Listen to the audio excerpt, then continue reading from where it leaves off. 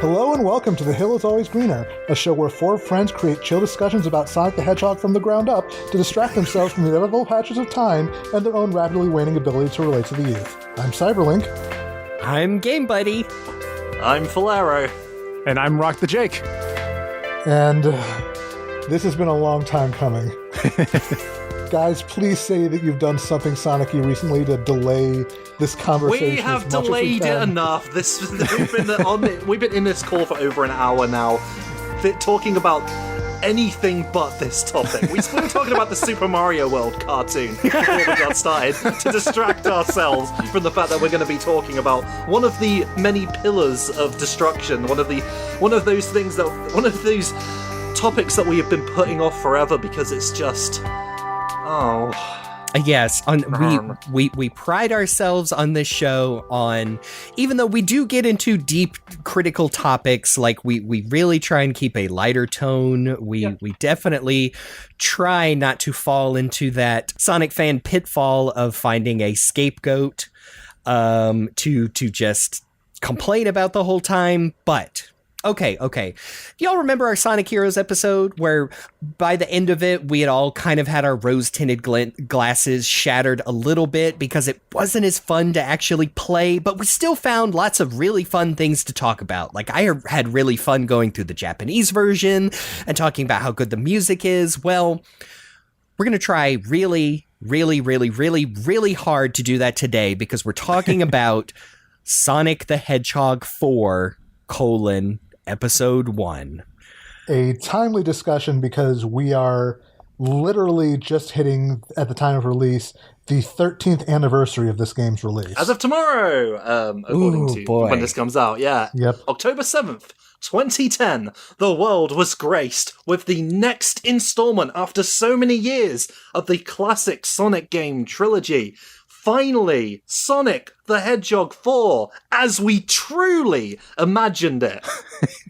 Yes, to quote the original Project Needle Mouse teaser trailer, built from the ground up, a new classic Sonic adventure. Like a radiant beam of light from the heavens. Yes. Hey, y'all remember when they showed that trailer and it's like, it's obviously like the Sonic 1 banner logo, but everyone was having fun with it. Like, I remember Pikachu in a sombrero. Yeah, exactly. Hey, wasn't that fun? See, we're already having fun, folks. We actually thought for a second we get classic Sonic back. I mean, I will say at the top here, like the fact that it is modern Sonic and a classic Sonic game is like my least complaint. Like, I don't mind that at all. Yeah. I can get behind that. Like, we just recently talked about Sonic Advance 1. That had modern Sonic in it, and it was a pretty darn good classic style game. Yes. Also mainly developed by Dimps. A really good Dimps Sonic game. Yeah. Now this one. Oh man, where to start? I mean, we mentioned that original teaser trailer. It's still up on the official Sonic the Hedgehog YouTube page. It's interesting to read those comments because there are, and I will say, God bless the people who literally go on those and say like, this was my first Sonic game when I was 4, and it'll always have a special place in my heart. I'm glad I read some of those to again put me in this like, perspective of it takes all kinds. Like every Sonic game is some Sonic fan's favorite Sonic game. That's what we're always saying. Let he among us who is without affinity for something terrible they played as a kid cast the first stone. Yes. That's a good way to put it. Amen. Sega really did present this as a huge event like this. I mean, we've already said they called it Sonic 4 as in a direct sequel to Sonic the Hedgehog 3 and Knuckles. And again, the trailer again says it was built from the ground up. However, doing my cursory research, and again, I've dove back into good old Sonic Retro, that allegedly this was mostly developed by Dimps, who handled a lot of Sonic stuff, the Advance, the Rush series, etc., that this is allegedly running on a version of the Sonic Rush engine.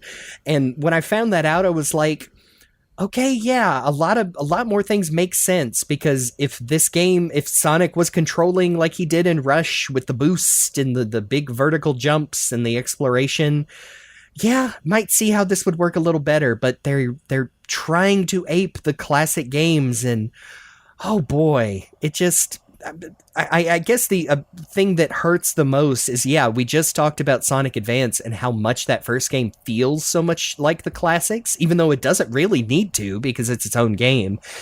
And then we get to this and it don't at all. I replayed both of these, which we're saving episode 2 for another day because there's actually a lot more to talk about and what they changed and altered when it came to episode 2.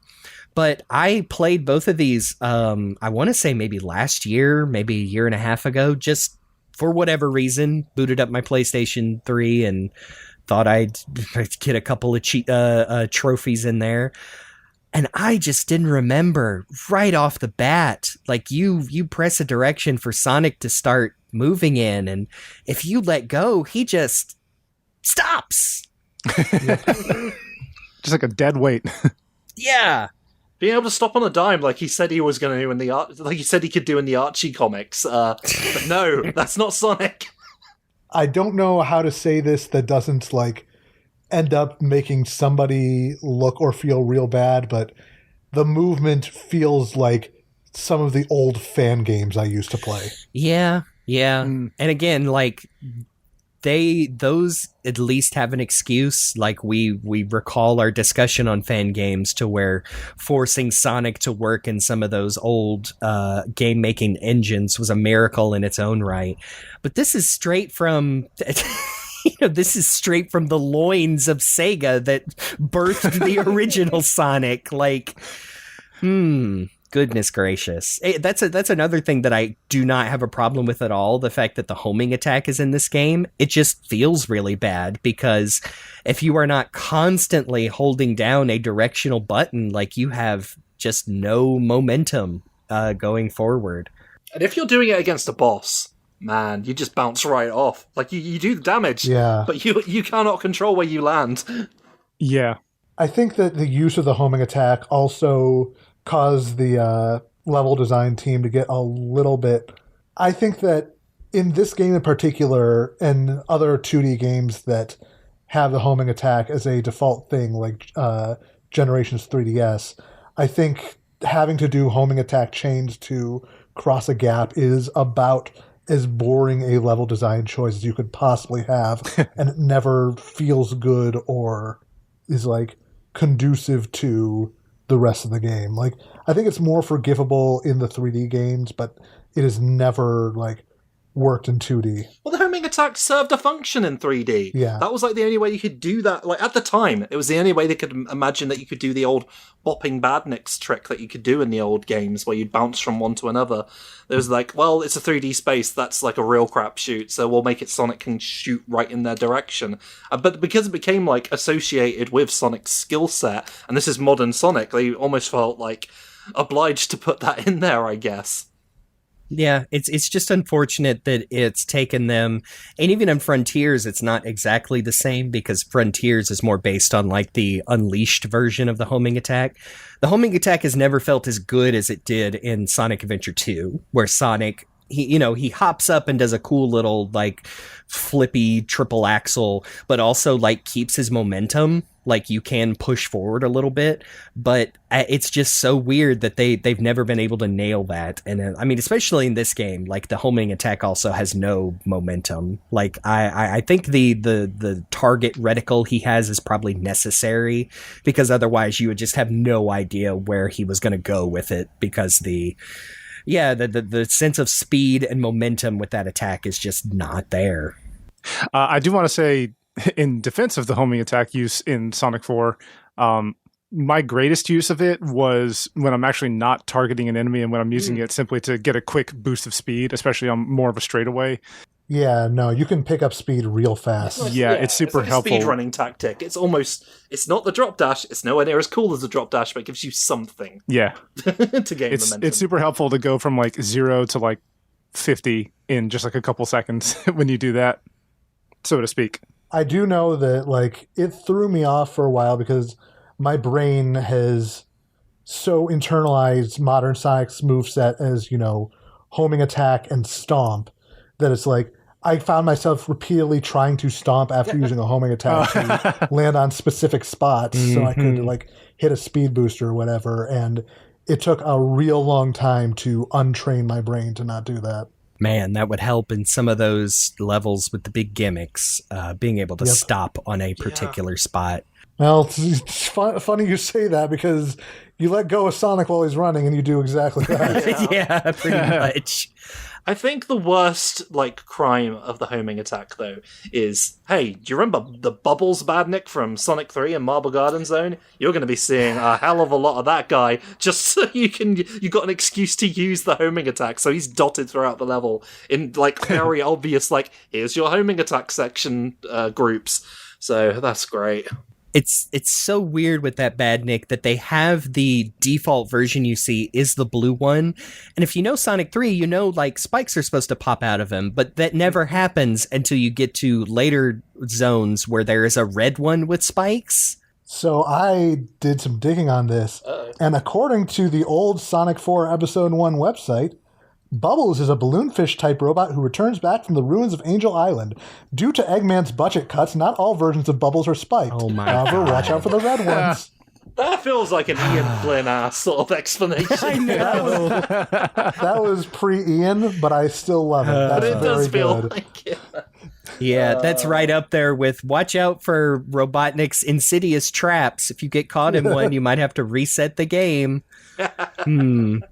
I think before we get into the zones themselves and the game, we have to get into the fact that the entirety of this game, the Xbox 360 version, was leaked on a developer testing platform. PartnerNet. Yes, which was a testing platform online for developers.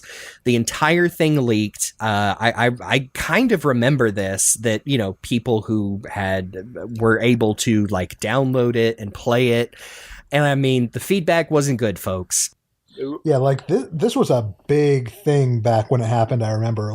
Somebody posted a full playthrough of the game on Sonic Retro, and they had to, ban all discussions of leaks for a while. PartnerNet actually, got taken down for a bit while they worked out, how this got out. And it was a whole kerfuffle. This was in February 2010, 5 months before the game was supposed to be released. Yeah. So even then, we're already basically seeing everything, and people were not impressed. I think the biggest thing to draw away from the leak is that it sure seems like they wanted the mobile versions, which I think the iPhone at the time was the lead platform for the mobile versions. The content between the mobile versions and the console versions, they wanted to be in parity, 1-to-1 with no changes. And that was one of the biggest complaints people had, because there is a lot of tilt and touch controls in the mobile versions that just don't...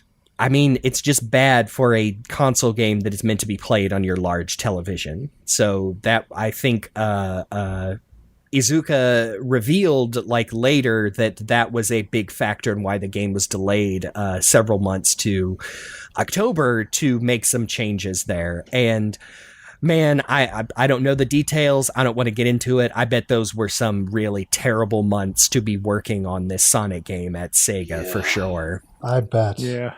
Because I mean, realistically, the very tangential, layperson's understanding I have of game development, there ain't a lot you can do in 3 months. That's for sure.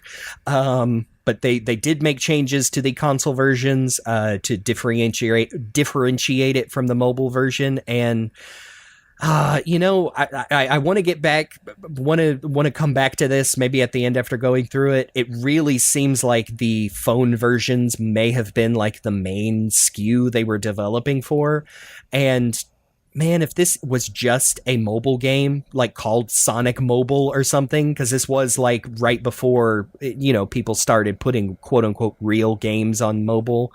I really think the reception would have been probably more tepid than negative, because it just would have been, oh yeah, they tried to do a classic style Sonic game on a phone and it controls okay. But the fact that they put this out on everything and called it Sonic the Hedgehog 4, like, woo boy. It was going to be called, supposedly, Sonic the Portable. There are still signs in one of the levels showing that title. So, like, but Sega of America supposedly came along and was like, no. This classic game, this is going to be Sonic the Hedgehog 4. Oh, boy. This is the next Sonic game. This is the next classic Sonic game. This is the one, guys. This is Sonic 4. It's finally here. Finally, after all these years, this is Sonic 4, guys. Oh, man. Everyone's going to love it. We're going on all the consoles. We're going to promote the heck out of it. People have been wanting Sonic 4. This is it. This thing. It's Sonic 4. Look at it. Do you remember Sonic 3 and Knuckles? Do you remember the Super Emeralds, the Hyper Forms, the everything, the 2 carts? There's Sonic 4. It's Sonic 4, and it's just Sonic. Have fun. Yeah, and I mean, we're going on one of those, again, I think we've said this with several things, like we are going on some assumptions and scuttlebutt, and one of those things we'll definitely never know for sure because it's an embarrassing, like, business decision, but yeah, it's super hard for me not to think like that was the case. Like, this feels like a mobile game. Like, even back in 2010, like, this feels like a mobile game. I don't even know if, like, the project, because it was going to be Project Needle Mouse was the title. Do you think that was going to be what they went into this like, no, we're taking Sonic back to the very, very beginning when we didn't know what Hedgehog was actually called? So... I don't know, because that is a cute reference to, you know, an old, like, mistranslated nickname for Sonic before he was called Sonic. But then this was also like, I'm not going to say the meta era, the revamp of Sonic on social media where they kind of started to lean into, like, funny stuff like that. So maybe that was just it. Like, hey, remember that, you know, some old trivia that, you know, people on Sonic Retro will pick up on, Mr. Needle Mouse. I just don't know. Like, it is hard for me to believe that they actually went into starting this game saying, like, no, this is Sonic the fucking Hedgehog fucking 4. Considering, like, how it turned out. Like, oh man, it would just make a lot more sense if, yes, this started as like a stopgap, like, you know, the N-Gage port of Sonic Advance version of a Sonic game. Sonic the Portable instead of Sonic 4. Famously, the music in this one is very divisive. It was the sound director, composer was, you know, famous Sonic composer Jun Senue. I did find a quote that said he did explore using, like, legit Mega Drive sound fonts, like hardware accurate, but could not find the old hardware that they used on, like, the original games that had that, and so settled with this, which I think is just a reproduction with samples and various, but yeah, people don't like this music, me included. There are some catchy melodies, but yeah, no, can't say I like this music as a whole. This is not the forte of Mr. Senue. Like, we have talked in great detail how much we love the music of, like, the Sonic Adventure games and his and some of his contributions to Sonic 3D. That's going to be relevant. So, unfortunately, but there is something about when you put Jun Senue in front of just a synthesizer and give him a bunch of the drum sound font from Sonic 1, that things just don't seem to come together very well. That a lot of the tracks feel very rushed, thrown together. They loop really quickly. And of course, the synth is not to everyone's taste, I should say. Yeah. And I do want to be clear that we're more sharing our disappointment because I think we all admired, like, Jun's work. Like, I think he's I think he's very good. I think he might even be like genius level when it comes to some of his compositions. Like, have you seen that man on a guitar? Like, it's like his hands like just know what to do. So it really does make me wonder like what happened here. And I and again, we're very early. We've heard a little bit of music from Sonic Superstars, which will not be, which is at the time of recording like still very far away relatively, but I don't want to accidentally fall into like again just talking about like, oh man, hope June's not doing any classic music because it really blows. Like I just don't know, man. Like it's got to be something weird. But as far as Superstars goes, I'm very glad to hear he is the director working with lots of artists like T. Lopes, and I think that's going to turn out fine. It's just back when Sonic 4 came out, just everybody was really scratching their heads like, what is this music? Like literally, like, what is it? What happened? Yeah, and like, to be fair, the compositions are actually pretty solid. I've heard some remixes of all of these that all sound really good. It's really just the specific synths chosen for the instruments that do not come out great. Even worse so in the Wii U version. Yeah.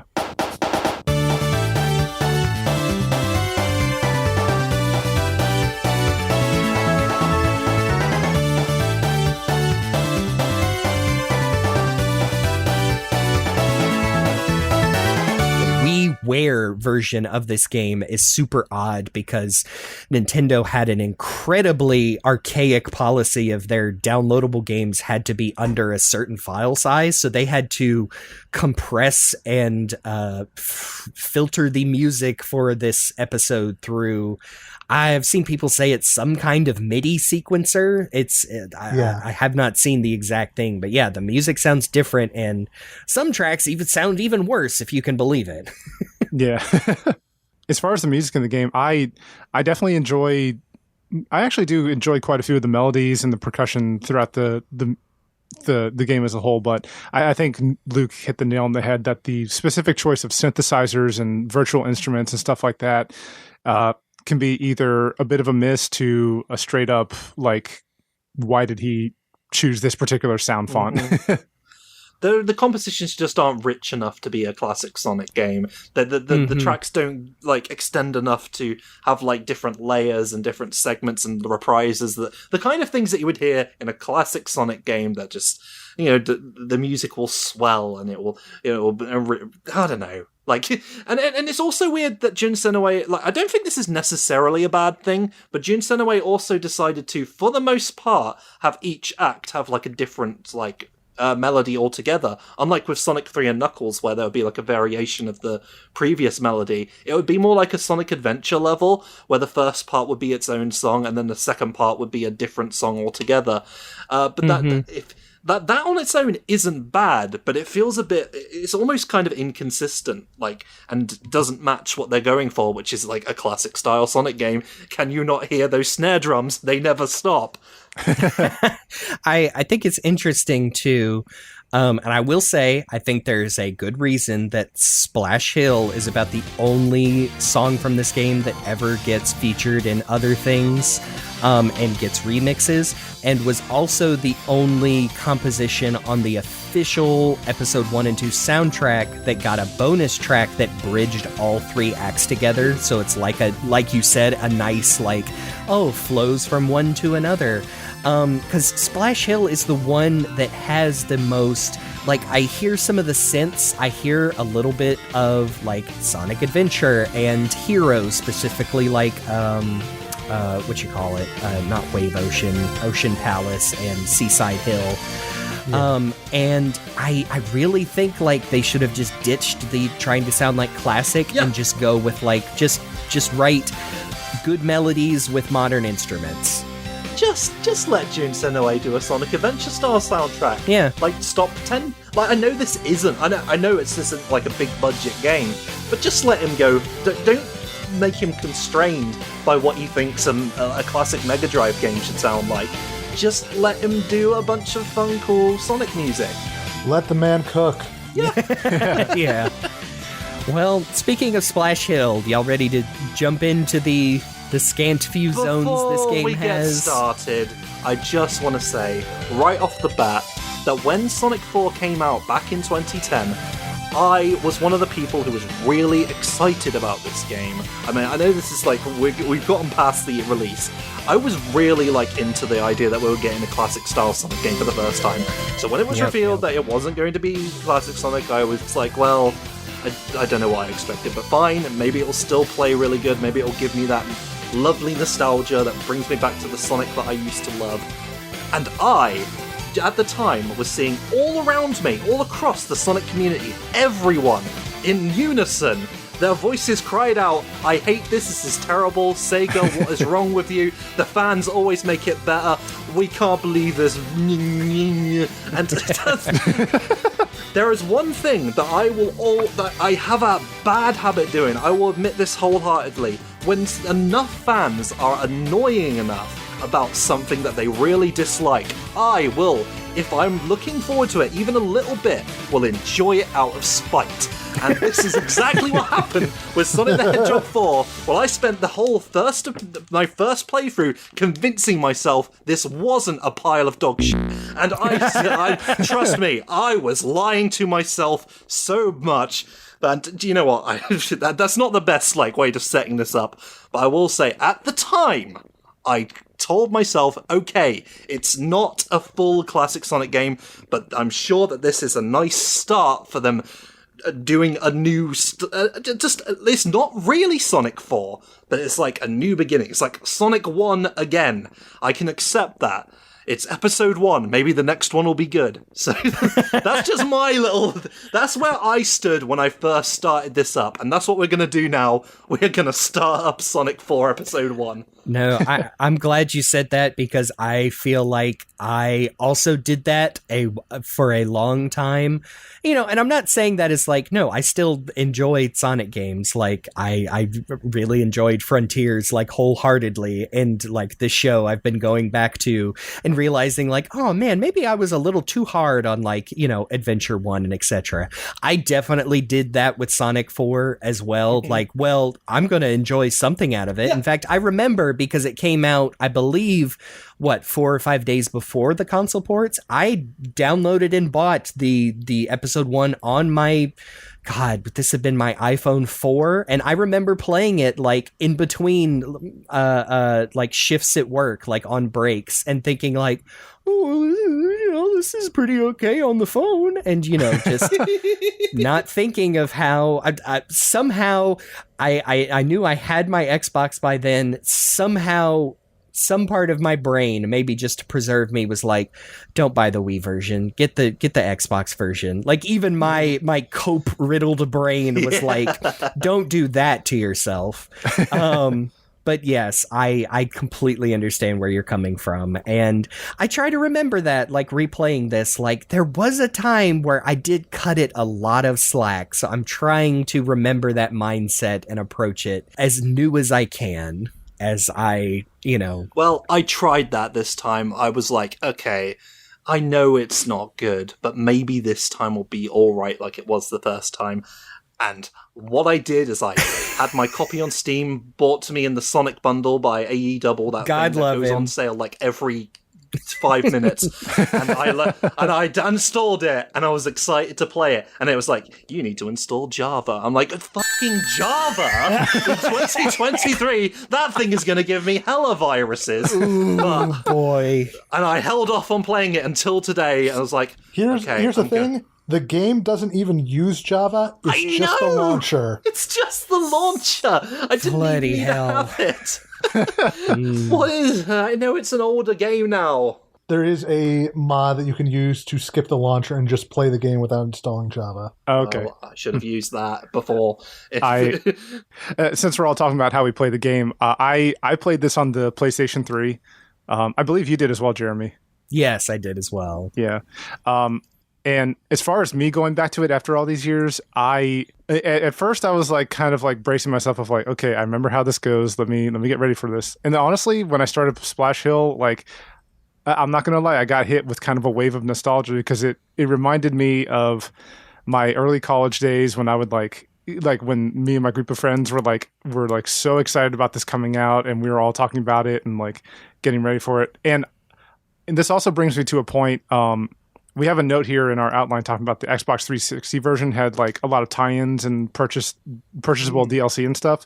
And I think it's important to mention that because when I first played the game, I did get it for Xbox 360, and I was excited for all those tie-ins. And I think most of us, yeah, I was about to say, I think most of us here also first played it on Xbox 360, right? I think we were all friends on Xbox 360. We all saw ourselves get those little outfits on our avatars, and we're like, "Whoa, it's so cool!" Yeah. I think I saw somebody like get like the supersonic hat or whatever for their avatar, and I was just like, "You son of! I'm going to kill you."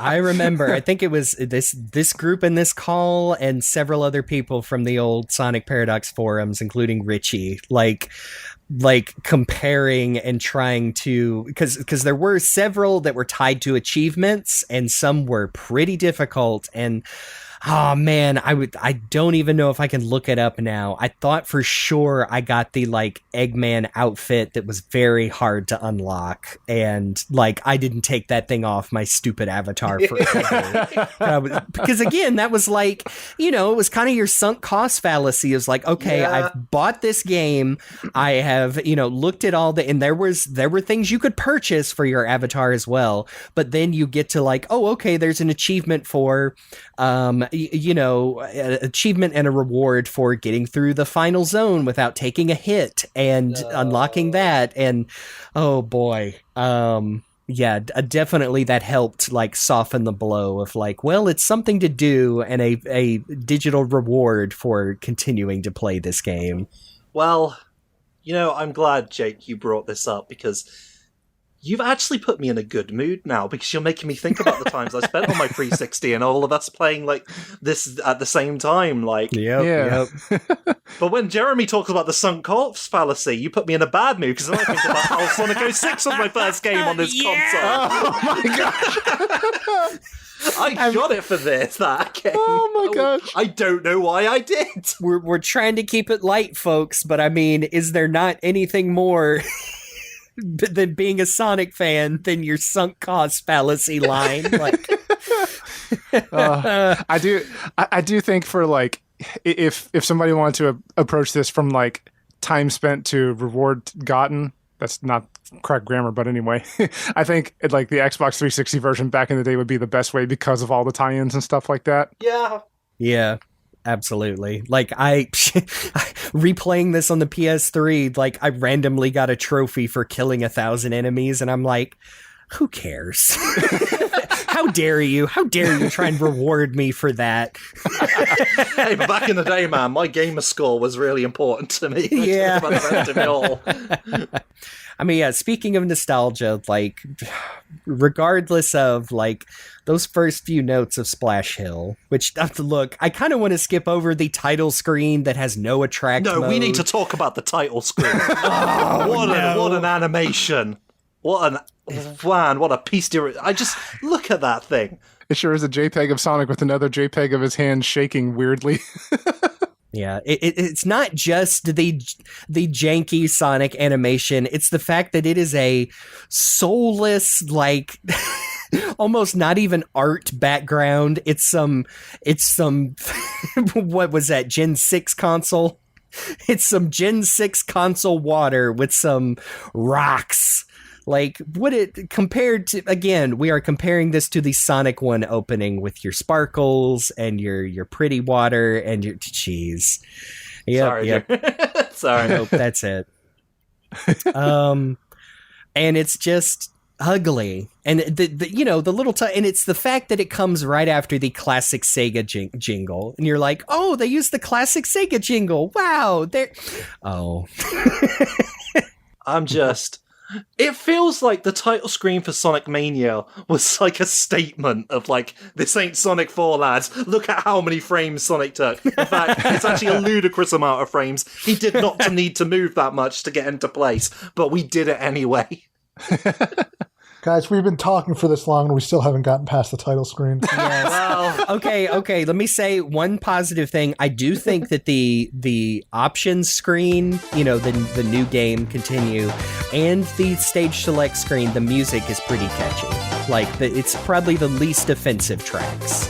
it's Alright. fine. It's just all the same synth. Yeah, it is. Just This giving is, it a few this seconds. is as good an opportunity as any to jump right into first zone Splash Hill. Meow, meow, meow, meow. Meow, meow, meow, meow, Hey, meow, remember meow, that truck in Sonic the Hedgehog, the movie 2, that said Splash Hill on it? That was kind of funny, and then Knuckles destroyed it.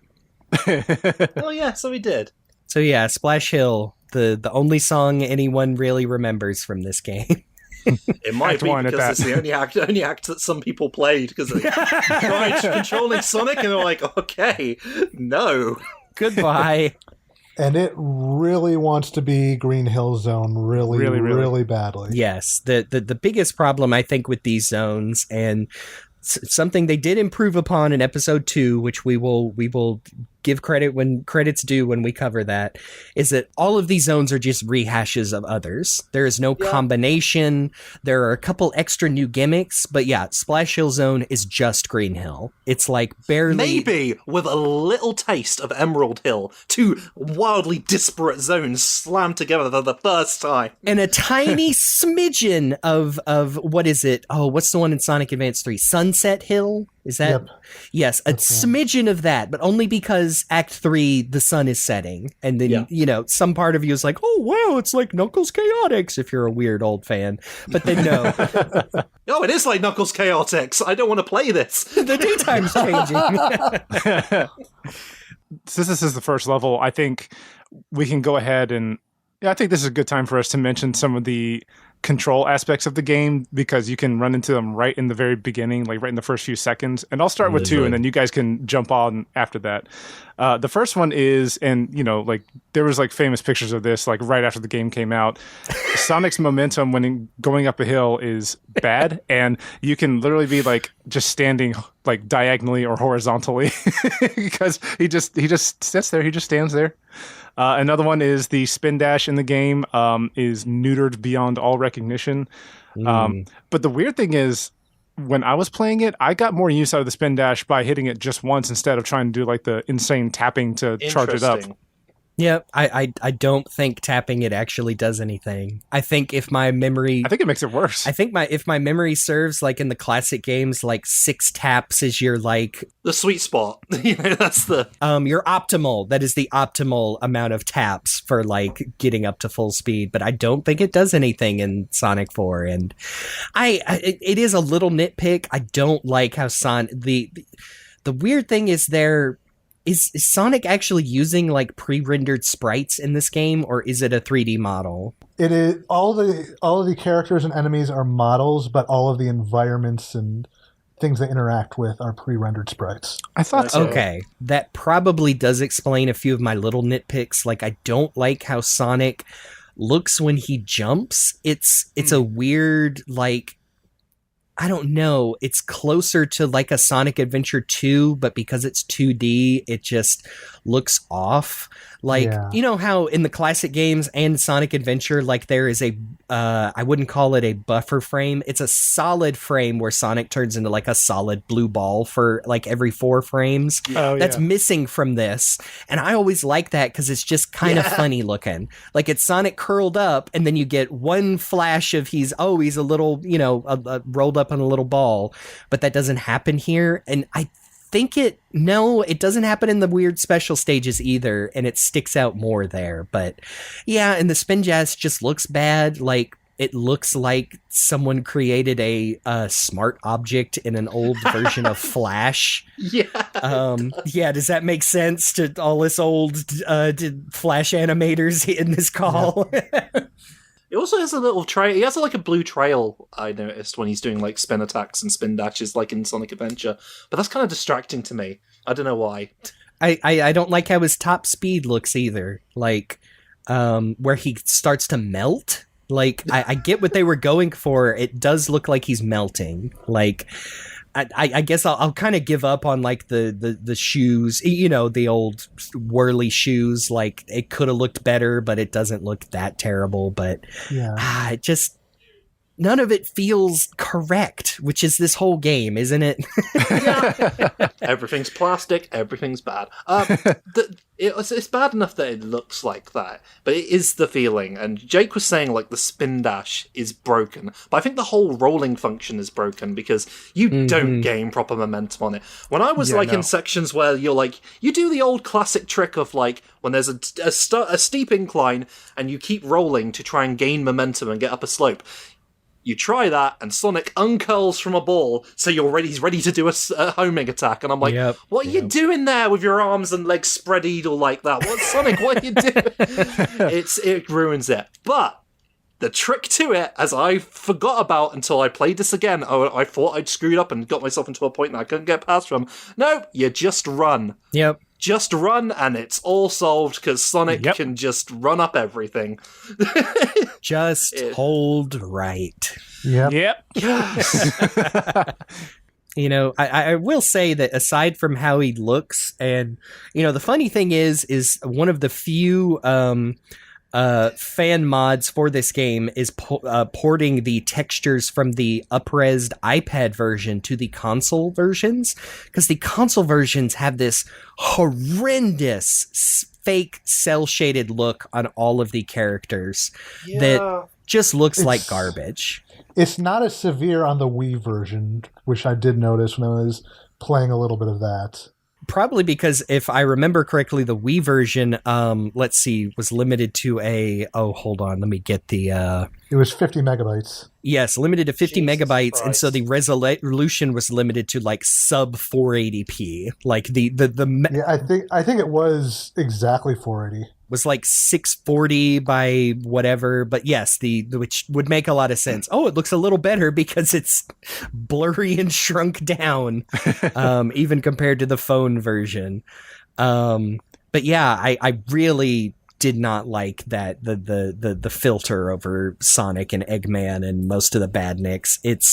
I guess I get why they did it, because they're trying to, I guess, soften it and make it blend in with the backgrounds more. But the backgrounds are also like we'll get to it, but you mentioned Donkey Kong Country, Jake, talking about the Lost Labyrinth. But that's what some of these backgrounds look like to me, but not in a good way, because this is not in the mid-90s on a Super Nintendo. This was the HD consoles and PC. Like, it's hard for this game to have an identity when it's so ugly. Yeah, and it's like, you try playing that on a modern PC now with a much higher resolution. Those textures do not scale up very well. I do want to go on record and say that, like, the cel shading definitely looks weird, to say in the least. I don't mind it so much on Sonic, but Eggman, well, his especially with the cel shading, but his model in general just doesn't look great. He looks fake. Like, the big twist at the end is going to be that this is a fake Eggman. Especially because, like, it seems like the whole time he's got, like, the biggest, like, teethy smile of all mankind, like, the entire time. Like, his face doesn't change at all. Why are you so happy, sir? You're supposed to be angry at this little hedgehog. It's the Botox, Hedgehog. I can't not smile.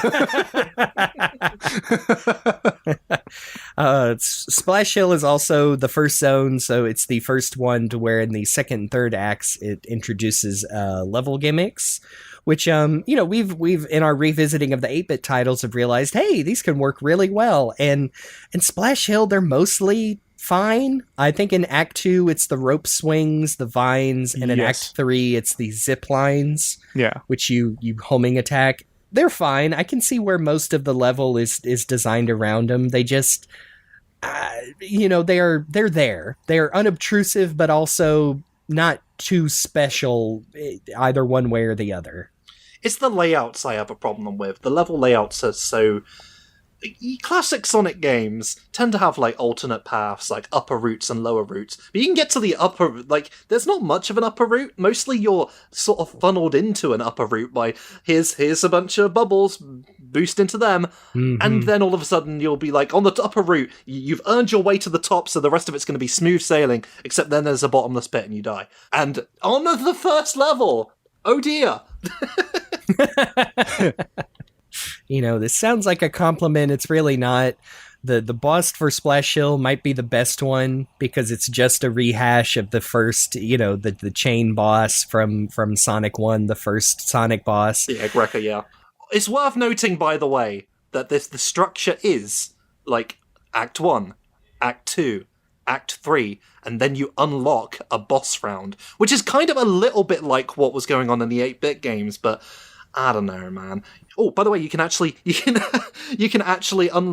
any of the levels in any order you want. Yeah, that was one thing I thought was really cool. That's a pretty interesting approach. It's interesting.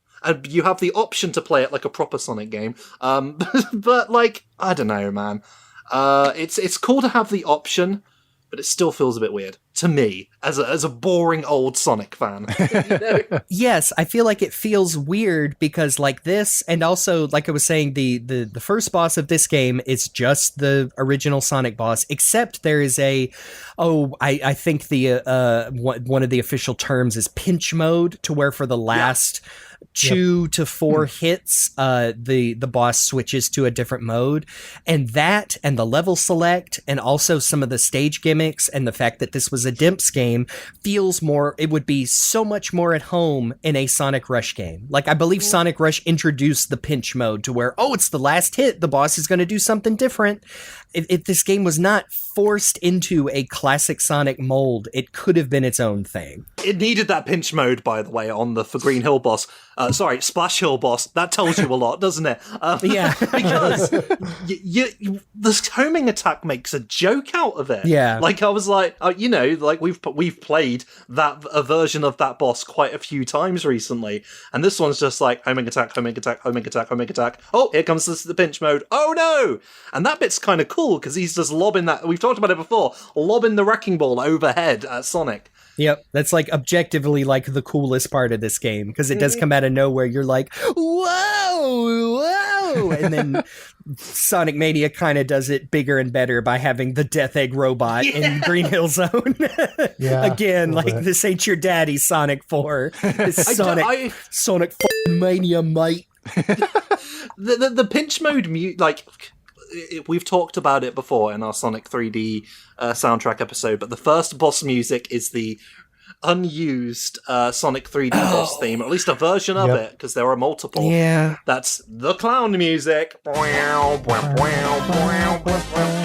have stayed unused. Yeah, it's not great. There's just so much dissonance of like, the Splash Hill music, or even the regular level music, then, here's the boss, and you're like, man, this song again? Jeez. The pinch music, though, is pretty cool. Like, it gives it's a sense of urgency. The problem with it is that is going to be looping real early, because its original purpose was for a small part of the boss battle. Let's remember that for later. Yeah. A lot of the music, even in the HD PS3 version I played, loops very soon. Like even like some of the levels, I was like, I think that was only like 60 seconds, and now we've looped back to the original. And I am not an expert at Sonic 4 Episode 1. I do not speedrun this game. Like some of these levels will take like 3 to 5 minutes, and so that is a lot of time to think about. Dang, this song looping already? Okay. Let me hear it 4 more times. It's just kind of sad that like, we talked about the structure, the 3-act structure. It's just like, you can't call this Sonic 4 if you're not at least having at least one level transition between them. Like, I don't know, there's something about going right back to a standard non-falling goalpost that feels wrong. It really should have just been Sonic the Portable. I keep saying. Yeah. But you can press triangle or Y or whatever top button is to go to the next act with just a fade in and out. And to be fair, there is one level transition. I think it's only in the HD versions. It's how Sonic gets from Mad Gear to Egg Station as he hops on a cute little rocket with tails on it. That's about it. Yep. But that's it. Yeah. And it's, oh boy. But, you wrap up Slash Hill and then get dropped into Casino Street, which... Unless you go to the special stages first. Okay, yes. These special stages, we mentioned them. It's Sonic 1, but instead of controlling him, you are rotating the entire stage, which, again, makes more sense in the mobile version where you're tilting your phone back and forth. It's meant for gyroscopic functions. This doesn't feel right at all. And also, it's the Sonic 1 ones again. I thought we could move past those things. But with more tie-dye in the background, and also the weird gimmick of you're timed, and also you have to collect rings along the way to unlock gates to make it to the Chaos Emerald. I don't hate the idea of the ring gates, but I think that and the time limit together makes things unnecessarily stressful. Yeah. And your, your goal blocks, which just have exclamation points on them now. Full disclosure, everyone, when I first played this, I got all the Chaos Emeralds because I'm a good boy and I wanted to show that I was good at Sonic. This time around, I decided, no thank you, bye-bye, uninstall Java, I'm done. I did finish the game, but that's it.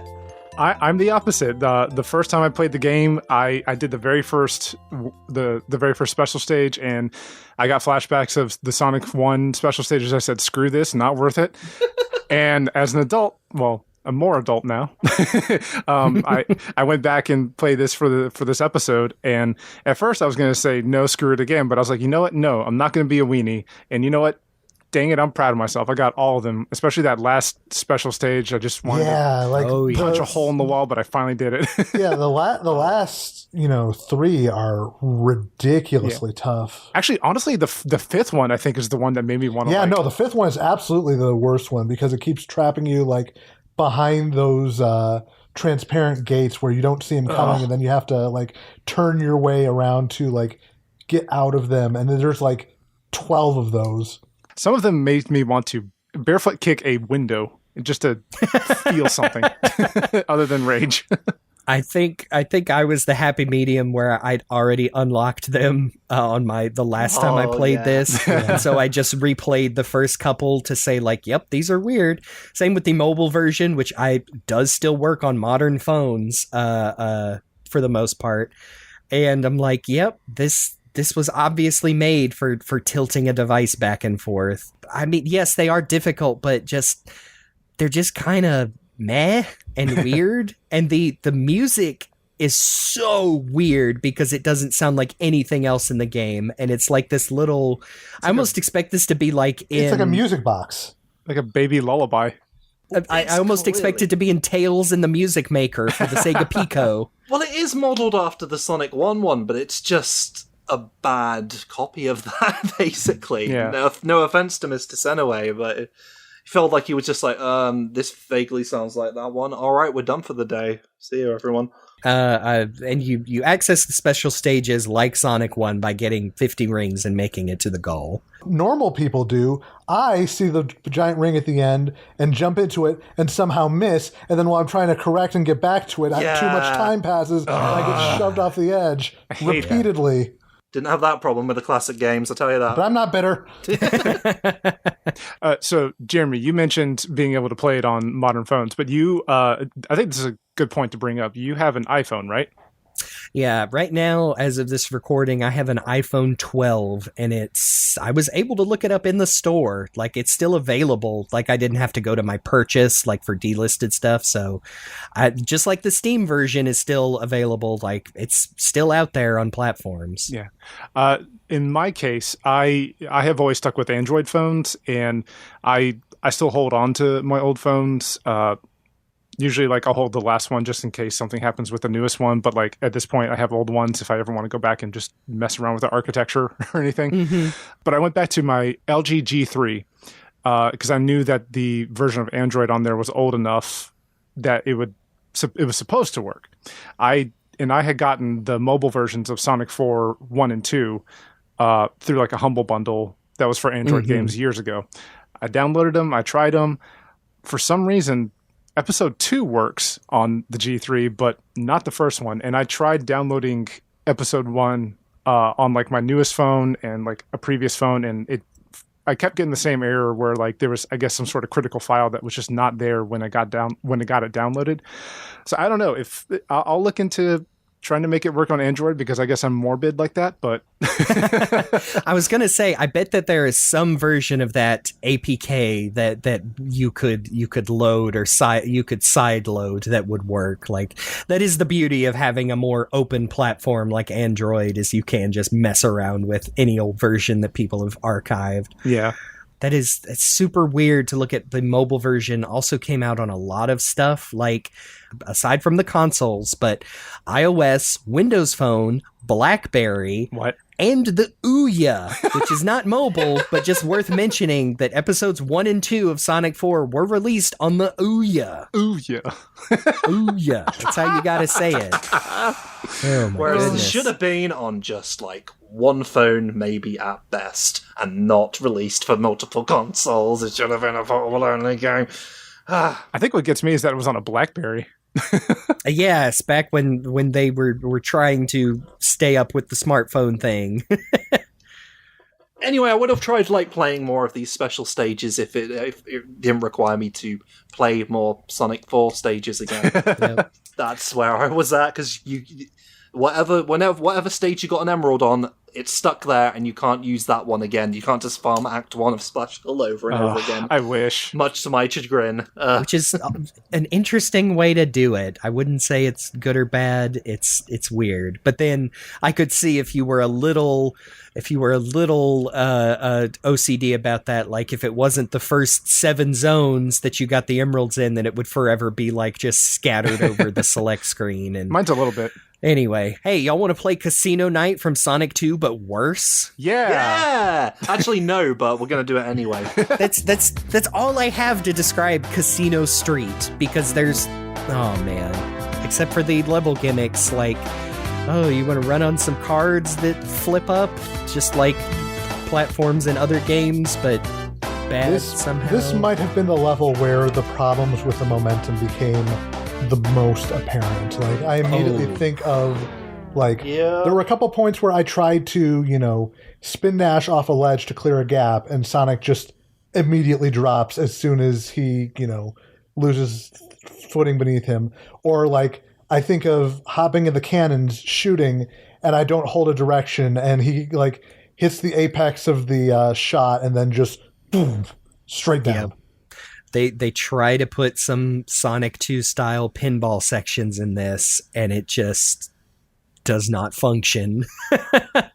And yeah, we've already brought up in Act 2, the gimmick is they have cards you flip over. There some you flip over for like bonuses, and I don't really think there's any rhyme or reason to it, other than some have like positive Sonic faces and ring amounts on them, and some have Eggman that doesn't give you anything. But it just seems like all you're getting is rings and stuff, which is fine. It's just, and then it has the card platforms where sometimes you will hit them and it'll bring out a path of cards for you to run on, and some have like vanishing platforms where the card is flat for you to stand on, and then it gives you a little bit of warning, and then it flips up and falls through. And standard platforming stuff. It made it feel like an old 90s platformer, actually, especially with the music and everything. It felt like something from a generic platformer, not Sonic. It's fine, I guess, but I didn't really enjoy it. It kind of reminded me, just in aesthetics, not really the gameplay, maybe a little design of, is it Mickey and Donald's World That's of Illusion? exactly what I was thinking. Yes, That's exactly on the Mega Drive. Even down to the music and everything. I was wondering if I was the only one. I was lying to myself. It's like, is this like an old Disney title from the Mega Drive, or maybe the Master System? I love that game. Yeah, that game is so weird because I never played Castle of Illusion, which I think everyone agrees is like the best Mickey platformer. It's good. Real good. But I always rented at my local, rental store, World of Illusion, because I think you could play co-op with Mickey and Donald, and so me and my sister would sit down and go through that game, and I think that's a really good game. Beside the point, I just want to talk about a good game right now. Sorry, that just reminded me of how I've recently... Sorry, this might not make it into the episode, but I was recently reading the manga of Uncle from Another World, that isekai about an old man who... Oh, yeah. who just cares... The only thing he really cares about in the world is Sega games, and I feel you, mate. And he was like... They did like one chapter that was just him like talking about the games he likes on the Mega Drive Mini, and he was talking about how he would play like World of Illusion, but he would like play Mickey with his hands and Donald with his feet. And he was actually really good at do it. the co-op. Oh, that's so funny. sad. And like, but maybe I would have. I remember the weirdest thing I did that was using rubber bands in my hands and probably a foot to hook up 4 GameCube controllers so I could hold down the Z button and hear the special intro sound. Oh, I can't remember. It's not the rubber ducky one. I think it's the samurai one. Oh my gosh, I forgot about that. Yeah, I think I did that by myself as a preteen. Just didn't call anybody into the room. Hey, will you help me? Like, no, probably pressed it with my pinky toe. Oh, Man, kids these days, they don't know how hard it was. Sometimes you have to use your feet to play games. We're doing anything to stop talking about Sonic 4 at this point, but I will say I do like I actually do like the card gimmick in Street Zone Act 2. I legitimately enjoy just the way that flying path of cards looks when you do like the 3 homing attacks on it, and it just like shoots you to another part of the stage. yeah. Because there's just, I don't know, to me it's charming and I enjoy it visually. It's fairly unoffensive until the very last checkpoint, which is about less than 5 seconds from the goal, where they set up and again, this would be so much more appropriate in a rush game where you have a boost, where you hop on a vanishing path of cards that are about to flip up, and if you don't run at top speed, you'll fall. And if you had the boost button in a Sonic Rush game, but you don't in this, and so if you hesitate even a fraction of a moment, and this happens in, I think Mad Gear also has one of these with the pistons, then you die, and you go right back to the last checkpoint, which again, you're literally right at the goal. And I'm like, is that really worth having that last death trap there? Yeah. Like, I feel like the classic games don't do this a lot, if they do it at all. They try and not surprise you with stuff like this. I like to think that like when they were getting the feedback, people were like, oh man, we really hate having to start over after that last platforming section. And the devs were like, don't worry, we got you, fam. We're putting a star post there. You're good. Yeah.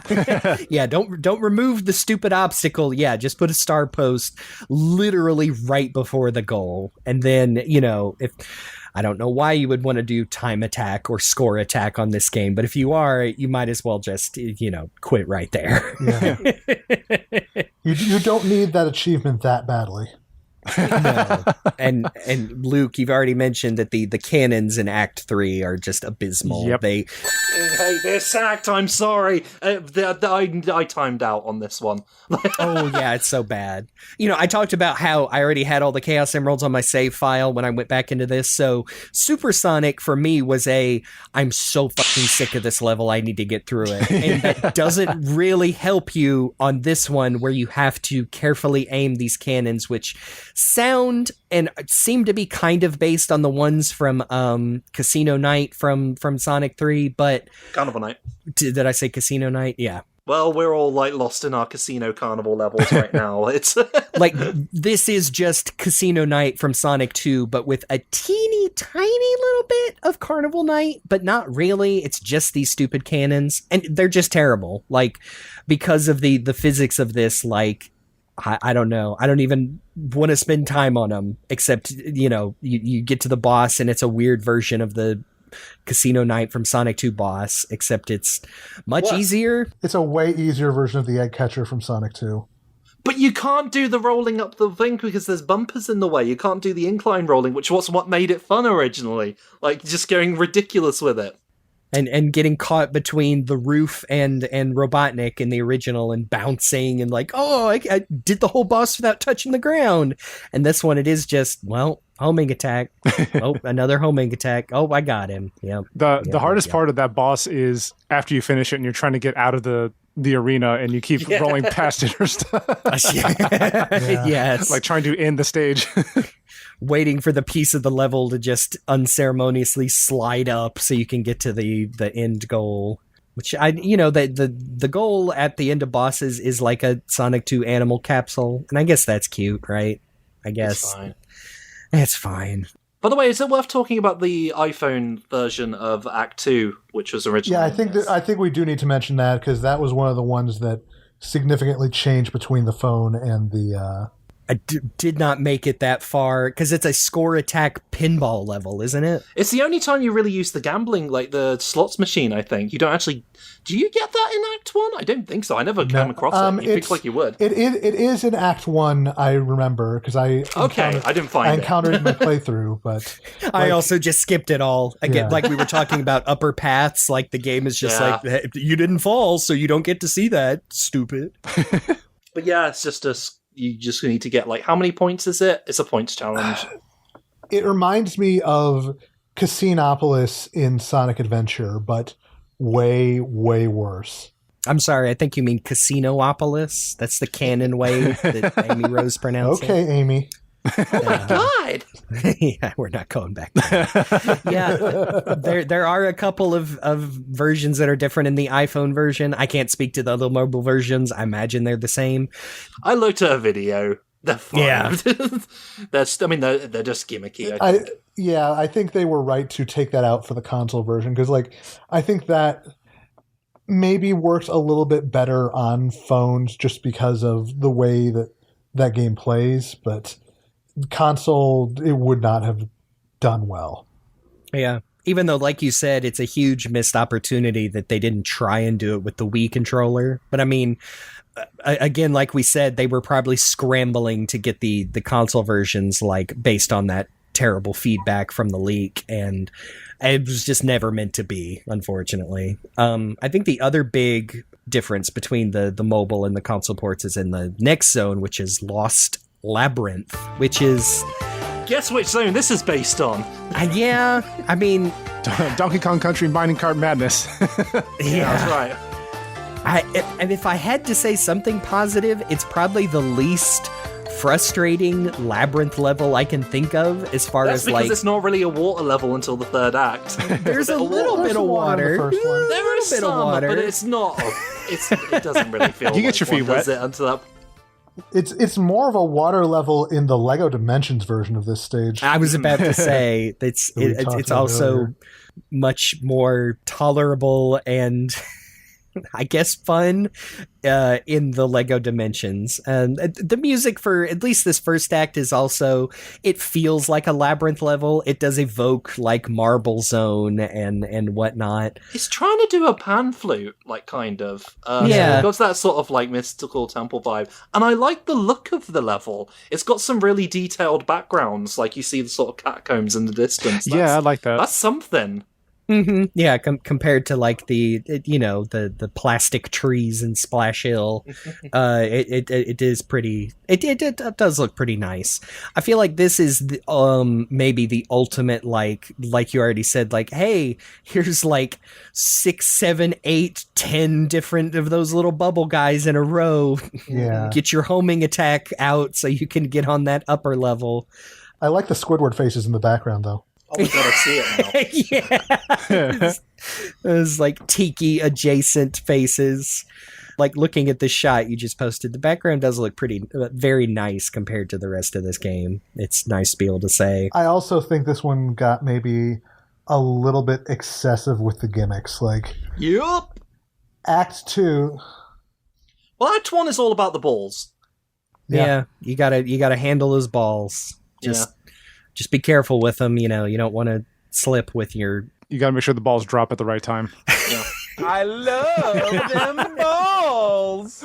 Yeah, you balance on these giant, like, I mean, they're not Indiana Jones boulders. They look like, you know, they go with the temple, but they're on tracks, and you just have to balance on them to get to the end. And I remember, I mean, the mobile version is kind of hell because you're tilting your phone back and forth, but it's much, much easier with a controller. Yeah. The second act is, I mean, I commend them for trying, like, this is the tiny little bit of Sandopolis from Sonic 3 and Knuckles DNA, to where Sonic's carrying this little torch and you're lighting like empty braziers to so you can see more of the level, like the level's very dark.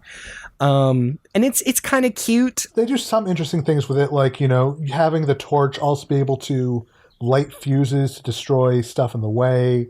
And, like, there's some puzzles where you have to, like, hit specific torches in order to try and, like, create a path for you to ascend. That's kind of neat. But this is also where the minecart stuff starts coming in. And I believe... Oh, that is this one, isn't it? And I believe in the mobile version, those minecarts are tilt-controlled, and it's not great. Yeah, the mobile version, it's just straight up the minecart through the stage, as far as I can tell. You're just tilting along a big track, and it does not look fun. No, I remember, and you can still feel like the DNA of those tilt controls stripped out of the console version, because the jumping on the carts is not very responsive. And I mean, I think the funniest thing about this is I like the torch mechanic. I feel like if that was all there was to the level, it would be fine. This act just goes on way too long in the console version. And the funny thing about it is, if you transform into Super Sonic, his aura immediately lights up the entire level. So you basically don't have to do the first gimmick at all. There's one section as well where you've got, like, time hitting the little braziers to light up, and it will, like, set, like, little level gimmicks will pop up to give, like, your path, but it might, like, block you off. So you've got to hit them at the right time, but it's really hard to hit because you're jumping to do it. Because Sonic's holding that torch the whole time, even when he's doing a spin attack, and sometimes you're going to hit, like, one at the same time, and then you're just blocked off, and that bit gave me a bit of trouble for at least a few minutes. Same. Yeah, it's like you said, Luke, it's cool in concept. The, like, oh, you can't light them all up at the same time. You have to just do the specific ones that let you cross. But it's just not, it's hard to precision jump with this version of Sonic. And what's the big thing in Act 3 of Lost Labyrinth? Public service announcement for anybody playing this on a modern PC. Make sure you're not set to integrated graphics for this game, because if you do, when you go underwater, you will not be able to see literally anything. It's just a black screen blocking the whole thing, and you'll have to play literally blind. If you set it to, you know, the performance GPU or whatever that fixes it, it's fine, it's good, but trying to figure out how to fix that gave me a lot of frustration the other night. So that's the real World of Darkness level, apparently. Yeah. I did not have that problem on my playthrough, thank goodness, because that sounds not good. Yeah, I did take a picture just to give you an idea. It's the screenshot that Luke sent us, I think it was either earlier today or yesterday. It was yesterday. It was literally like you saw maybe like a fifth of the level, and then the rest was just literally just matte black. I think also, yes, you're underwater, so the countdown timer has also started. Oh yeah, there's like a red 4 in the blackness. a little extra tension there. I think, isn't also this act the one to where Sonic gets stuck in like a little... God, you have to drain the water by tilting the screen. Yes. That's definitely a holdover from the mobile game, right? Yes, that feels so bad because the entire screen is tilting. And again, on your full-size television on a console game, and you're just like, no, this was made for a phone. Like, you're tilting to the right, and also, I think the last one, like, trying not to get Sonic caught on the spikes, but so that the water drains so Sonic can finish the level. Oh, it looks and feels so bad. And again, just cements in my mind this was just meant to be a mobile game. I know we keep saying that, but that has just been a new revelation to me, and it just answers so many questions about I've had, like, how did this get made? Yeah. One thing I will say, though, is I think I like Lost Labyrinth's boss a lot more than actual Labyrinth from Sonic 1. Oh, yes. It's Yeah. it's not as claustrophobic. I find you've got a lot of space to get around, And it's shorter. It is shorter, but then. But we'll get to that. Yeah, basically you're chasing Eggman again. It's the Eggmobile boss from Labyrinth Zone Sonic 1, but not in this quite a tight a space. Like there's like a big amount of ground that you've got to get through, and it's perfectly acceptable. Then you get to the pinch mode, which is basically when you chase him out of it, and this is where it gets a little bit tricky. Yeah, I remember, I specifically have memories of trying to complete the no-hit challenge on the last level, because, hey, the last level is a boss rush and then the final boss. Okay, so Eggman, he brings up columns to block off the level, and then you hear rumbling like, oh, here come more columns, and then it's different combinations of columns that fill out the entire screen except where Eggman is that will come up and crush you. But they come in at different speeds, so you can jump on the first one that comes out, get to where Eggman is, get a hit in, and hopefully be safe from the crushing columns. The problem I have with it is like we've already mentioned, you rebound off of Eggman after using a homing attack and just go flying backwards. And so if your timing is off, instead of being safe from the crushing columns, your rebound will throw you right back into them, and then you get to start the boss over. And especially if you're trying to do the boss rush, that ends your run right there. And it's bad in the original version of the level too, because then you're having to do that little chase Eggman bit again, which isn't that bad. But it's like, oh man, I've just learned the patterns. Now I need to do this platforming bit again before I get to try the boss again. It is about learning patterns and like getting the timing right, but it's quite finicky, I think, and I don't know. I just get really nervous around crushing bosses. I feel those are definitely should be reserved for like the end of the game. Yep. And to be fair, you can, if you get the timing perfect, you can score 2 hits on Eggman, because he has lots of invincibility frames. I wish he would flash. I can't remember if he does or not.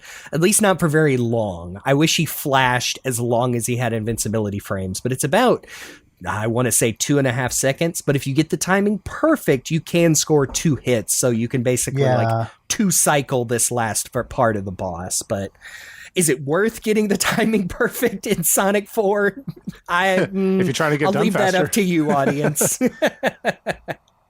And the next zone, you want Metropolis Zone from Sonic 2, everyone's favorite Sonic 2 zone. Oh yeah, no. But worse and more boring. Now, welcome to Mad Gear Zone, where you get to fight Damned and Eddie E and Poison and Roxy and Dore and Belger and... I wish, man. I don't have anything to say about this level, to be perfectly honest. It's very ugly and boring.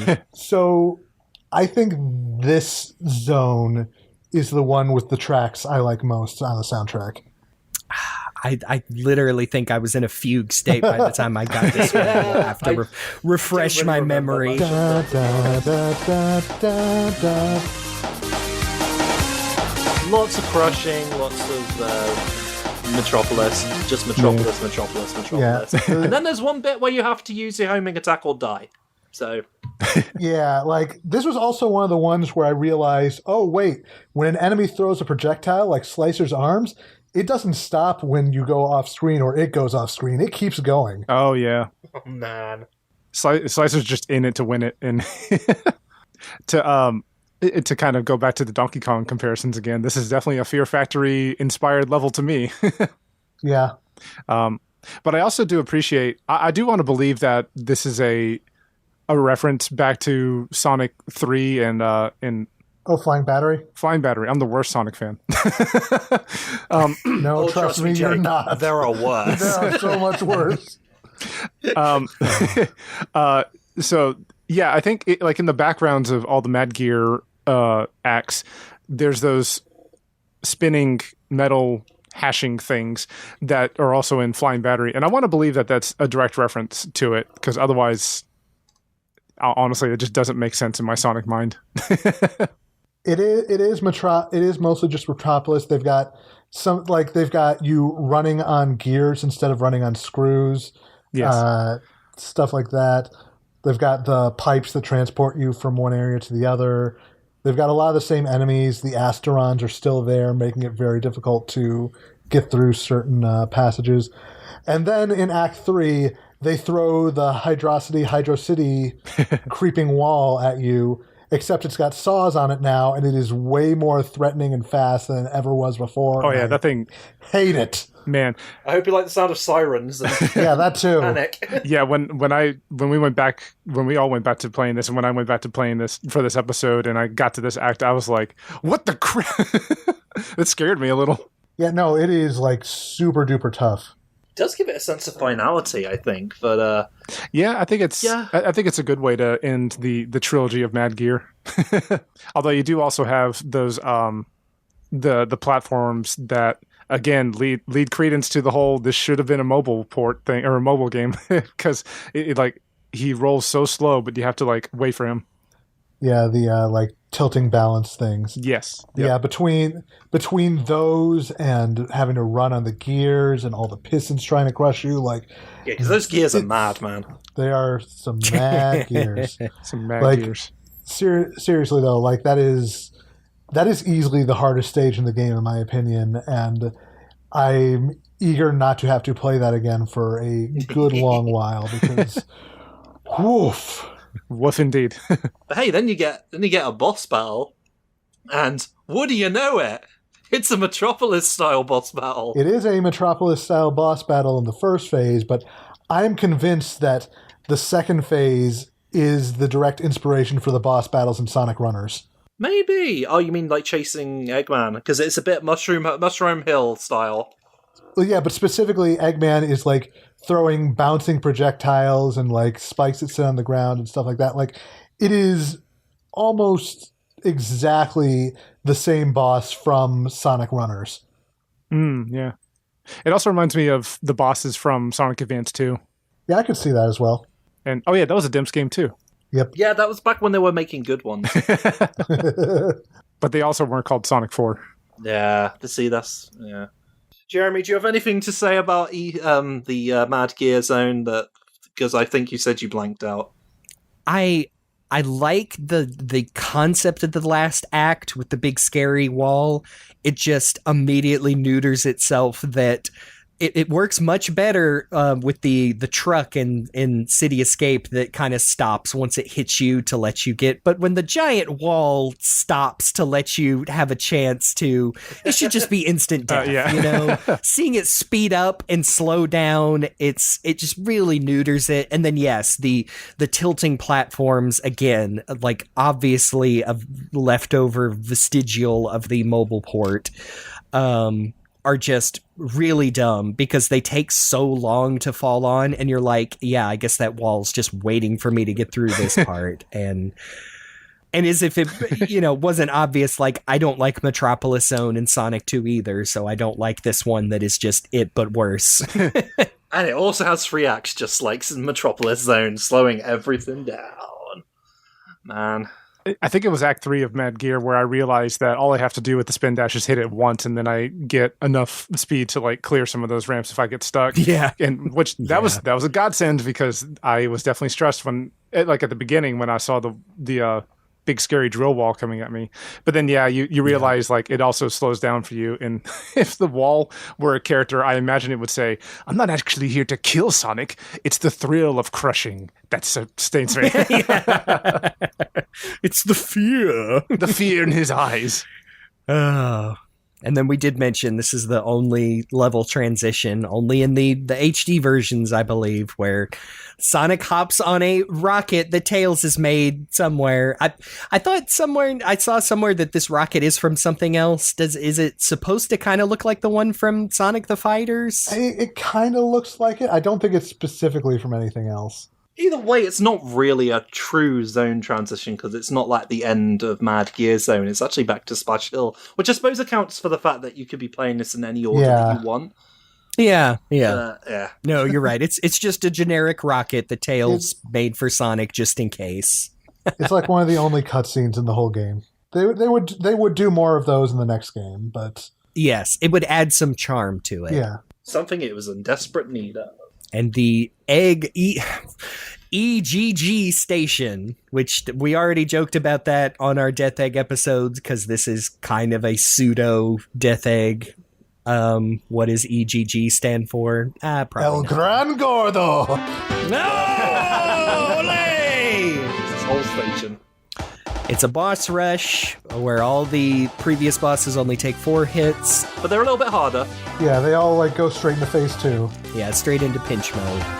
And then goes into the most disappointing appearance of the Death Egg robot ever. A whopping 24 hits to defeat this boss.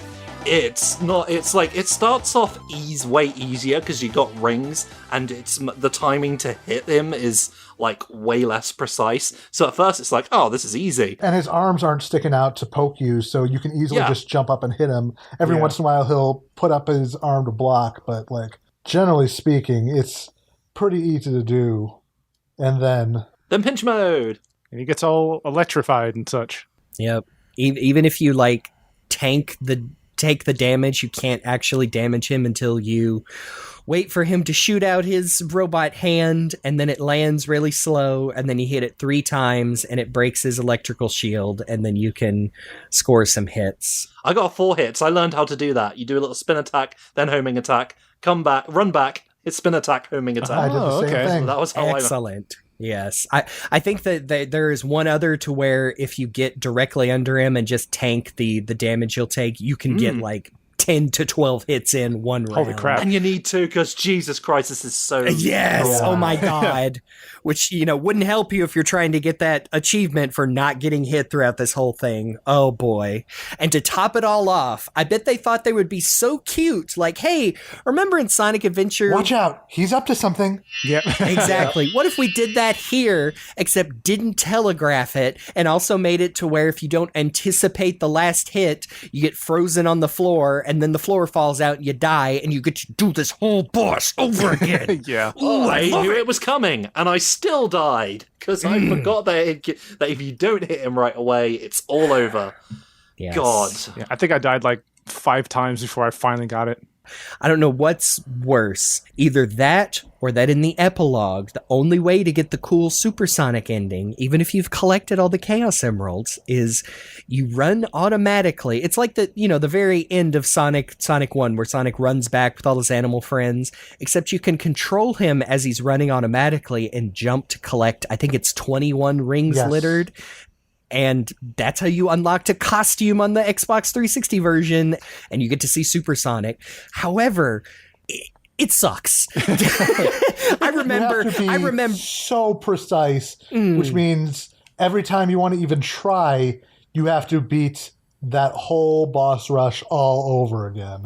I remember in 2010 looking up a horrendous quality YouTube video for the time and plotting. I drew on graph paper the whole little place and where the rings were, and it's still I'm pretty sure I did it eventually. I cannot tell you how soul crushing it is to miss that, and like you said, have to go do the entire boss rush again just for a meaningless achievement, basically.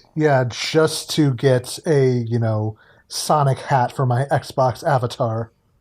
Well, okay, so you guys mentioned that, but I remember hearing that that's what you had to do and trying it a couple times, and I gave up on it. And so when I would see somebody else with that hat, I would just feel the soul-crushing anger of, I'm never going to get that hat. Don't get me wrong. Don't get me wrong. I did it. I got the hat, which is why I am justified in saying it's awful and it should not have been a thing. Yeah. I don't remember if I actually did it or not. The memory I have is it being so frustrating and see, I know I got both of those. Like, they're not actual achievements, but if you do that and you beat Eggman after getting all the Chaos Emeralds, you get a Sonic hat and a Sonic body for your avatar. But I know I got them because I still have the memory of not getting both pieces of the Eggman costume from episode 2 because you have to beat the final boss without taking damage. That's another one I'm not sure if I got. So I will never say because Yeah, that's just, hey, we already talked about sunk cost fallacy, man. But regardless of if you get the cute little supersonic ending and your Chivos and your trophies and your avatar hats and whatnot, you do, after sitting through the credits, you do get the true ending, which is Sonic, being a cool guy, and then Eggman looking just like he does in the rest of the game, and then just sat in his Eggmobile. Oh my goodness, it's the silhouette of Metal Sonic in a huge to be continued screen. Yep. Because they did more episodes after this. Oh, more episode. Yeah, I was gonna say, specifically one more. why beat around the bush? Yeah, they planned on doing at least 3. It sure sounded like you would do 4 episodes of Sonic 4, but no, they only ever did 2 and then said, what are we doing? The very fact that they made this episodic is also like, man, this just should have been the mobile game, I guess, because you could get away with that. That was the thing back then. I mean, I believe this is where like the Telltale models started to get very popular. I mean, Telltale's The Walking Dead, the original, was a enormous success and was episodic. And so everyone decided to say, hey, we should try that too. Yeah, maybe they should have borrowed from other things from that game, though, like making it good. Yeah. I mean, at this point, yes, I would. I mean, we've already said that, right? That one of our dream concepts is a Telltale style detective game with the chaotics. Yeah. So there actually is a little bit of information on Sonic 4 Episode 3, what could have been. Specifically, it would have been developed by Sega Studios Australia, who did that Castle of Illusion remake, going back to an earlier conversation. And they were invited collaboration with one Mr. Christian Whitehead. Oh my God. Well, we know what came out of that, at least.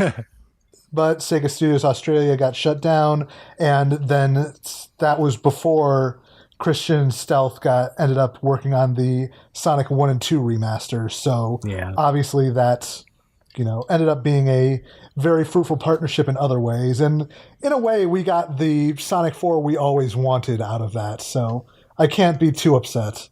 Could you even make the argument that Sonic 4 had to exist and die prematurely in order for us to get those Taxman ports that led to Sonic Mania?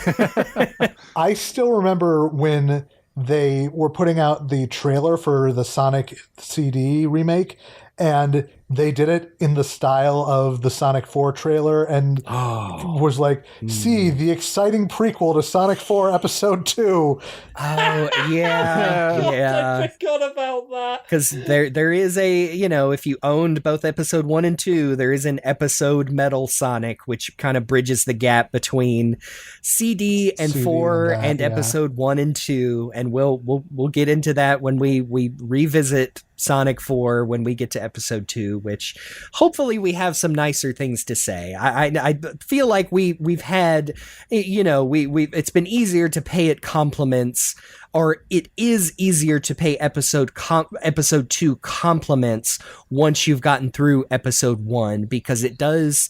I wouldn't say... It lowers the standards. Like, the bar is, like, basically barely hovering over the floor at this point. It can make that jump. It can walk over it, to be honest. Yes.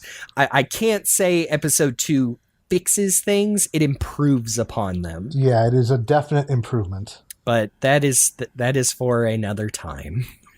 But like you were saying, like, we needed to have Sonic 4...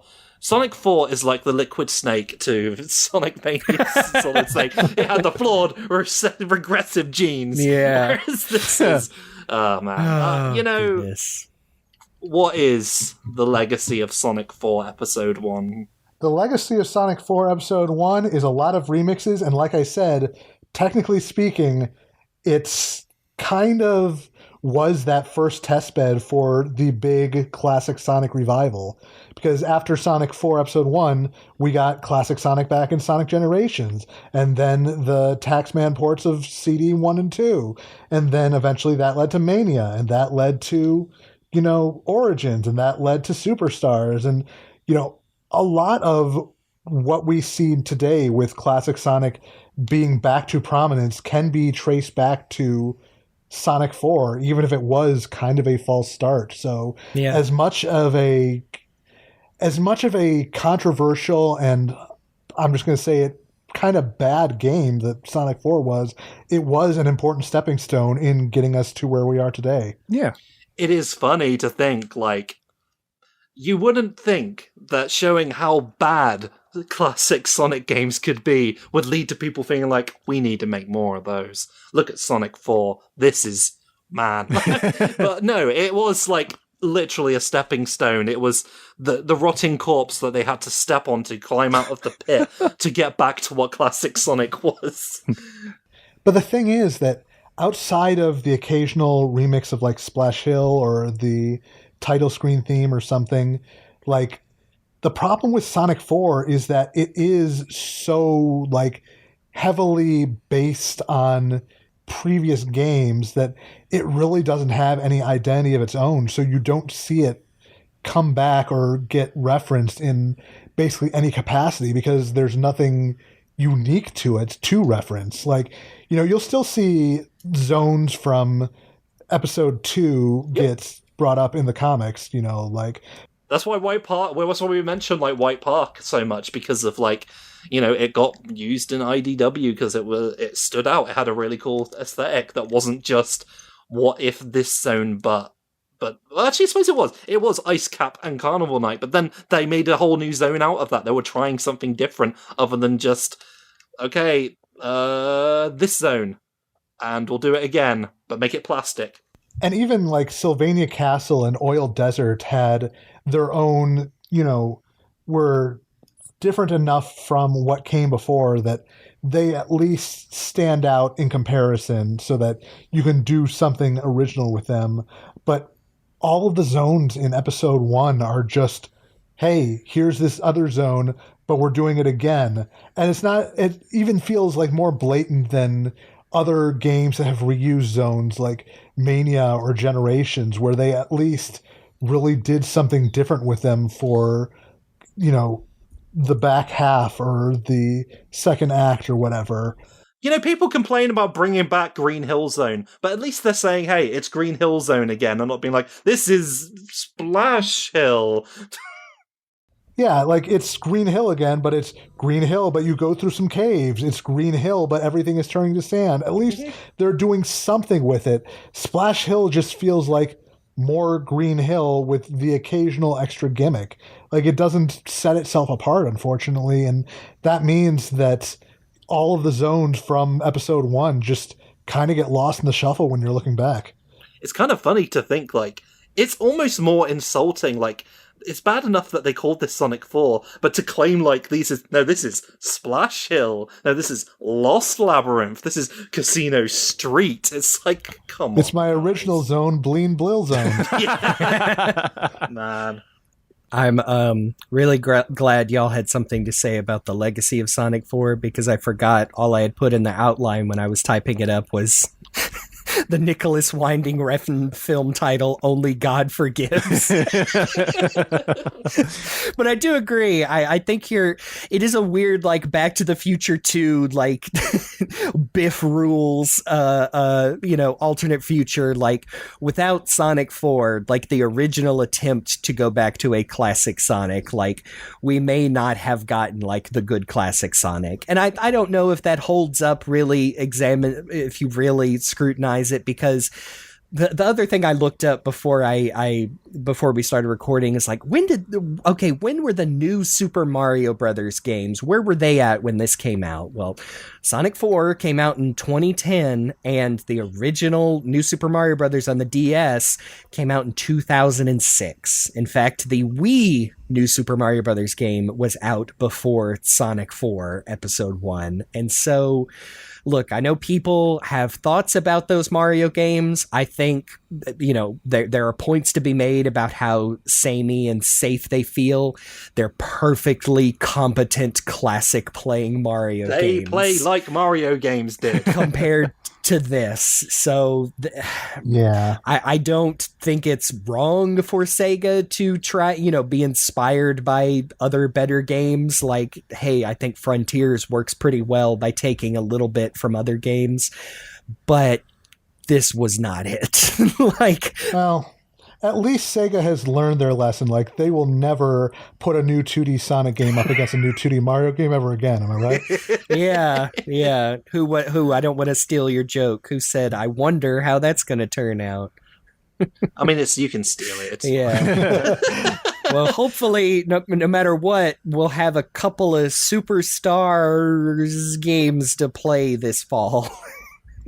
Sonic 4 is important to us because it was so bad, and they called it Sonic 4 that all the Sonic fans were like, "No, we need to make good classic Sonic games." And now we've got Sonic Superstars coming out, so that's essentially the pipeline to that. Which, although is not, does not feature the Mania team, is based on their work and would not have happened without it.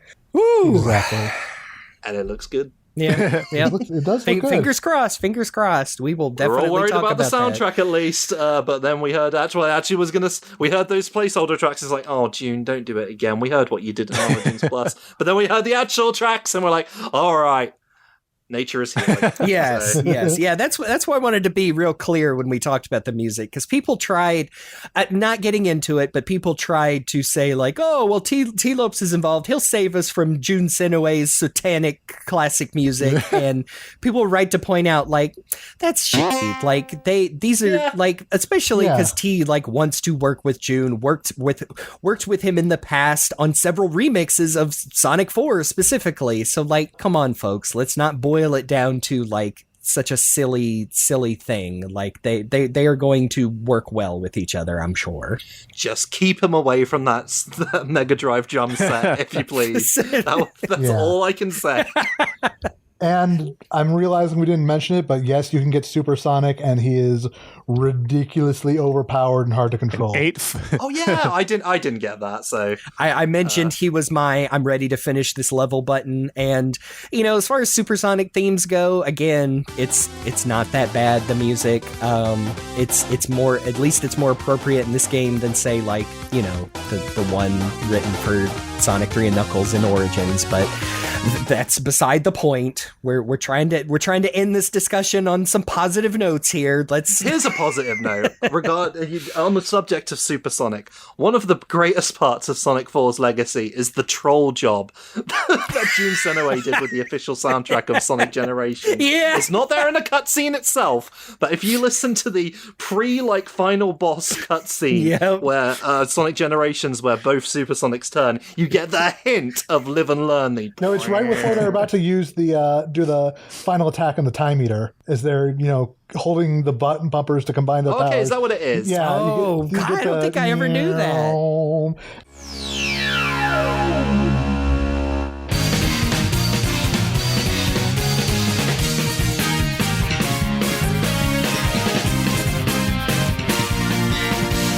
And then suddenly, You fucks. Take it. But it sounds good in that one, so I don't give a fuck. Yeah. My thoughts on Supersonic and Sonic 4: 8-foot vertical leap.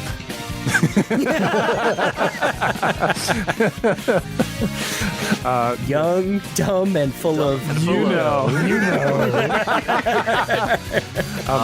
Man, I want to read. Holy shit, this thing does other colors? Thanks for your time. I love you. Hey, Sonic the Hedgehog is in here. He just gave me a big bag of weed. Guys, I'm getting smoked out by Sonic the Hedgehog and Benjamin Franklin. I got a Justin McElroy quote to sum up the episode. It's trash. Thanks for joining us on A Hill Is Always Splashier. If it's okay, there's one tiny thing I want to mention. One last thing. Yeah, one final thing. Okay, Sonic's looking up animation. I like it a lot. It's very cute. It's completely useless in game. It's very cute. There are a few animations that I'm like, oh yeah, that's big old modern Sonic with the spaghetti limbs, and he looks cute. When you duck, it does look like he's sucking his own dick, though. Well, that's true to Hedgehog biology. Sonic is Anyway, anointing himself. Oh my gosh. Okay, I think it's time we just stop this immediately. Let's Sonic 4. Thanks for taking the bullets so that Sonic Mania and everything else could live. You can find me on Twitter at CyberLink420. You can find me around the internet as GameBuddy, sometimes with a 123, and on Twitter at GreatJobJeremy. And by the time this is out, I'll also have a couple of new accounts for Sonic F series on Twitter up. In fact, the Tumblr should be up right now, which is just sonicf.tumblr.com. Yeah, we're looking into a few other potential places to get things going, and we'll see if any of them actually take off or if we just end up with a bunch of dead accounts gathering cobwebs or whatever. Hey, we can at least say we tried. Yep. We're going to man as many lifeboats as we possibly can right now. At time of recording, it's bad, and I'm sure at time of release, it'll be worse. Yes. Yep. Also, I'm Faulerro. That's what you can find me as across the internet, so I'm sure I'll be there somewhere as Faulerro. Oh, that's F-A-U-L-E. That's F-A-U-L-E-R-R-O. Jake, come on. I like your Scatman John remix of your jingle. R.I.P. Oh yeah. Oh. Yeah, sorry. Keep trying to end this episode on a high note. I have to remind you that Scatman is dead. Sorry. Oh. Very It sorry. really was his world. And I'm RockTheJake. You can find me as RockTheJake on RockTheJake.com. No, I'm just kidding. I'm RockTheJake. You can find me on the socials as @RockTheJake and on Twitch as Mr. RockTheJake. And of course, special thanks as always to Amy Waters for the use of our theme song from the album Gotta Go Slow. You can check out more of her work on YouTube and Bandcamp. Yay, Yes. Amy. Thank you for continuing to want to be associated with this show, Amy. We love you. Thank you for being a good piece of music that we can talk about on this episode. Yes, Yeah. hallelujah. And of course, remember to subscribe, review, share, all that good stuff, because if things do end up crashing and burning on our current platforms, we're going to need to get the word out on all of these other ones. And the more people we have listening and talking about the show, the easier that becomes. So, do try to, tell your friends. We've got some good stuff planned, and we wanted to be able to share it with people. So. Yeah. And that's You might not think so after this episode, but we should show you. But at the end of the day, that's all we want is for people to be able to experience it. Yes. We're doing it to maintain our sanity, and we want people to listen to us. Yep. So why did we play Sonic 4? Anyway, moving on. Engagement. Oh, that's right. Yeah, this is like this podcast was the cleansing period, really. Yes. But in terms of what we're doing next time, by the time, at time of recording, we are just about to finally get the next batch of Sonic Prime episodes. You're welcome. Netflix says it's season 2, but we all know it's really just season 1, part 2. Yes. Uh-huh. We watched the first one because it came out on YouTube at time of recording, but The first one is really, really good. We are going to have some stuff to really dive deep on for this one, I think. So Not getting into my full thoughts, but I'm tentatively more excited for this next batch of episodes than I, was after finishing the first, if that makes sense. Seeing this little bottle episode has made me more excited now for more Sonic Prime. I sure hope the rest of the season was good by the time this comes out. Yep. Yeah. I'm sure it'll at least be fine, if not good. Either way, I'm looking forward to it. After today, I'm happy to see Sonic in his prime. Anyway. But until then, I'm CyberLink.